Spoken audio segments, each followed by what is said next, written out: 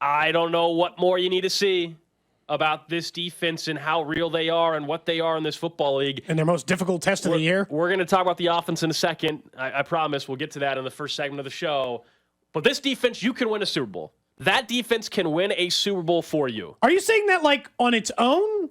Yes. Like if the offense continues to play at the level it's playing? That is what I'm saying. Ooh, that's about, I don't know if I'm willing to go that far. I am. Like, that's fine. Look, I'm willing to no longer put the caveat on all the things that I would try to, like, soften the language so that, like, it was clear I was being optimistic about what the Chiefs' defense is and very high on what they have done to this point, while still hedging your bet a little bit. Oh, top 5, maybe top 3. They are the best defense in the NFL.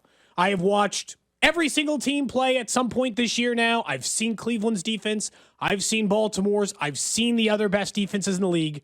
The Chiefs are better than anybody. And a lot of it is exactly what we talked about. The combination of the 3 levels of defense, all of which are incredibly effective, and multiple all-pro players at multiple positions. Can they just win a defense with the offense the way it's currently playing? Here's why, Cody. Here's why. Look, it helps when the offense is bad, but Mahomes is the quarterback. I'll say that. Sure, that's a huge part of it. But also, this defense is the best defense in the league right now. And we're not talking about an offense on the other side that's like bottom 5 in the league. Like that. Like we're going to get to the struggles, I promise, here in about 10 minutes. We're starting to talk about bottom 15 in the league. So they're not even there yet. They're 13th in points per game. So they're not even there yet, though. No, but they're close. I mean, they're ballpark. But this is the thing with the conversation, like, well, the defense, you can't win a championship with defense. I'm not saying that they have to win with one of the worst offenses in the league. They have an offense still with Patrick Mahomes, and I will make – you want to make a bet right now? We don't usually start the show with it, but we have some pending show bets anyway. Bet right now that they will still finish top 10 in offense this year. Are you still willing to make that bet with me, or are you not anymore? My point being, I believe they will, and your offense which we called can a down year, by the way. We openly yeah. said that they're bad playing on offense if they finish outside the top 5. But if your defense is the best in the league, which they are currently in, and let's say even if you want to push back on it, top 3, but your offense ends up anywhere from 8 to 10, absolutely they can win the Super Bowl with that defense. That defense can be the reason. On offense. Let's say on offense. They've definitely played to their potential on defense. Nowhere near their potential on offense, and yet they are 7-2 going into their bye week. They're getting ready to take on the only team with a better record than them when they come back from the bye in Philadelphia. And, oh, by the way, the second best, highest scoring offense in the NFL. So you'll get yet another test of this elite level defense. Here's what really blew me away yesterday is how many players played great. Not good football, great football. Chris Jones, their single best player on defense, was kind of a no-show, which we can talk about later in the week. He's kind of a no-show in the game. Drew Tranquill had a fantastic game. Trent McDuffie was incredible. L'Jarius Sneed, unstoppable. Like, they had so many players having these big moments against a really difficult-to-guard opponent. And then, of course, the play we'll talk about when we talk more about Tyreek, but the play that eventually swings the entire game out of hand, where the game got close late. Hard not to go back to the play where, Trent McDuffie strips the ball away, Mike Edwards scoops it up, and then has the awareness to toss it back to Brian Cook. It was an incredible performance defensively. They almost single-handedly won the game for them because the Chiefs just kept giving the ball back. Just kept giving the ball back to Miami, just kept giving the ball back. And my thought, even talking to my wife, you're watching the game, you're like, look, at some point, Miami's putting points on the board. You can't just keep handing them the ball back, and they didn't. On Friday, we discussed, the scenarios that are better for the Chiefs in a game and how backwards it is from where we had been, which is in the past you would have said a 35-plus game is what you want, right? Like in the past we would have said, oh, hey, if this game is played in the 30s, it bodes well for the Chiefs.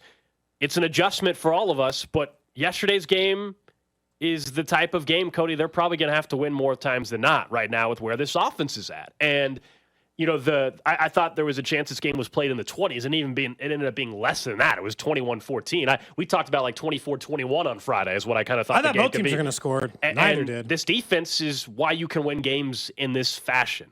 And by the way, don't tell me anymore, not you, but just in general, like that you can't win by doing that against the better competition or the better offenses. 3 weeks ago, I was like, well, wait till you play Miami. The defense is just not going to hold up. Here we are. They just gave up 14. Well, what about when they play Philadelphia? We'll see. We'll find out after the bye they week. face the number one offense. Am I not to assume that they can help? And look, Philly might score 28, and you shouldn't panic about the defense either. They've proven their worth. There are no more questions. Barring some sort of significant injury taking place somewhere, you don't need to think, oh no, I wonder if the defense is great. They are one of the best defenses in the NFL. I told you I think they are the best defense in the NFL. Steve Spagnuolo deserves all the credit in the world. I mean, this is a young group. Last year, they came along quicker than we thought, and you're seeing the payoff this year when they had all these young rookies a year ago play, contribute, get significant snaps. I'll go all the way back to even week 2 last year where suddenly Jalen Watson was forced to play. He comes up immediately with that pick 6 against Justin Herbert. And then as the season went on, more young guys continue to have opportunity. Some of it was forced based off of injuries at the time. And then they got playoff experience. They got Super Bowl experience. They came up with some of the biggest plays in the postseason last year. Now you fast forward, they're well past the rookie wall. That was last year. Now it's truly just about progressing. And we can talk about, how many guys are Pro Bowlers and all that, but all 11 spots on the defense, they haven't been this good in all 11 spots since when? Who's their weakest? Since when? The early. We can mention the year when they've had Tamba and Justin Houston, Eric Berry, all pro type of players or Pro Bowl type of players. They may not have as many of those guys right now, although Trent McDuffie will be there very soon. And Chris Jones is already there. Across all 11 spots, though, man, we're mentioning Drew Tranquill, who was a free agent pickup that the Chargers felt like they didn't need to keep around. I think the important way to test that theory would be all right, who's the biggest liability on defense? Dude, you want to do that conversation on offense, and we can get through some names. It's not going to take us a second to get through a few, Gold. If I said, who is the biggest liability on defense, what are you going to go to? The 4th down lineman or Mike Edwards? Mike Edwards had a massive play in the game yesterday. A couple this year, though, man. And has played really well. Are those your answers? Are those the biggest liabilities on defense? Well, I would argue there's not a liability right now. That's the argument. And that's why when you are the best defense in football right now, you don't have liabilities. You have everybody, truly contributing across the board.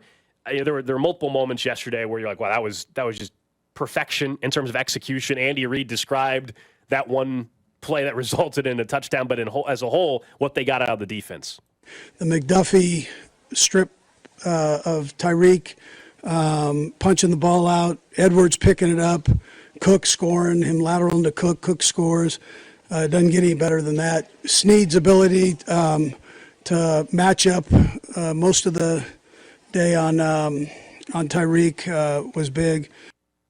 All the way around, the defense, we wondered, how would they do as a team traveling to Germany, and would they be slow out of the gate? None of that was an issue. There was plenty of energy. In fact, I don't know if you were up early enough, and for whatever reason, I was wide awake at 5 a.m. yesterday. I was excited for the game, I guess, and I flipped on pregame and heard Kling and the guys, and you could barely hear Danon and Kling at times during pregame because the energy in the building, and that I think also helped with the Chiefs' energy level